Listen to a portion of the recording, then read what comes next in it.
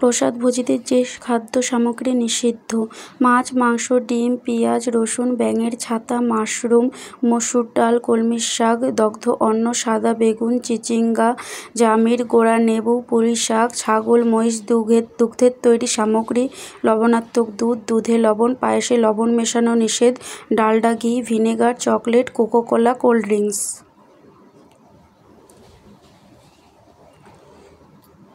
দ্বিপাচিত অন্ন বা সেদ্ধ চালের অন্ন: শাস্ত্রে দ্বিপাচিত অন্ন নিষেধ করা হয়েছে। দ্বিপাচিত মানে দুইবার রান্না করা চাল।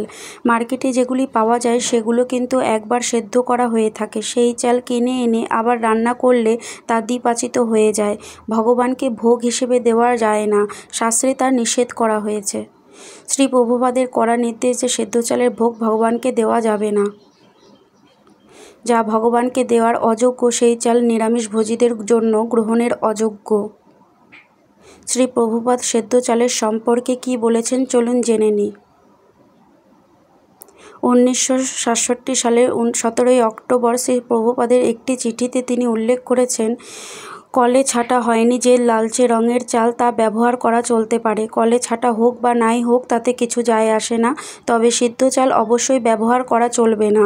সেদ্ধ চাল অপবিত্র বলে মনে করা হয়। সূর্যপক্ষ আতপ চালই সব দিক থেকে ভালো। ভগবানের ভোগ পাত্রে খাবেন না। ভগবানের রন্ধন পাত্র বা ভোগ পাত্র যেন আপনাদের নিজেদের থালা বাসনের সাথে স্পর্শ না হয় সেদিকে খেয়াল রাখবেন। এছাড়া শ্রী চৈতন্য চরিতামৃত অনন্ত লীলা বলা হয়েছে সেদ্ধ চাল সম্পর্কে। শুক্ল চাউল বলতে আতপ চালকে বোঝায়, অর্থাৎ ধান ভাঙার আগে যে চাল সিদ্ধ করা হয়নি। ধান ভাঙার আগে যদি তা সিদ্ধ করা হয় তাকে বলা হয় সিদ্ধ চাল। সাধারণত অতি উৎকৃষ্ট আতপ চাল ভগবানের ভোগে নিবেদন করা হয়। তাই ভগবান আচার্য শ্রী চৈতন্য মহাপ্রভুর কীর্তন গোষ্ঠীর কীর্তনিয়া ছোট হরিদাসকে শিখি মাহিতির ভগ্নির কাছ থেকে এই চাল চেয়ে নিয়ে পাঠিয়েছিলেন। যখনই ভগবানকে অন্নভোগ নিবেদন করবেন তাতে অবশ্যই অল্প ঘি দেবেন। শাস্ত্রে উল্লেখ রয়েছে, ঘি ছাড়া ভগবানকে যদি অন্নভোগ নিবেদন করা হয় তাহলে সেই অন্ন আসুরিক বলে বিবেচনা করা হয়। এছাড়া ভগবানের অন্য যে কোনো ভোগ রান্না করলে তাতে অল্প কিছু পরিমাণ হলেও ঘি যুক্ত করতে হয়। ভিনেগার সম্পর্কে শ্রী প্রভুপাদ কী বলেছেন?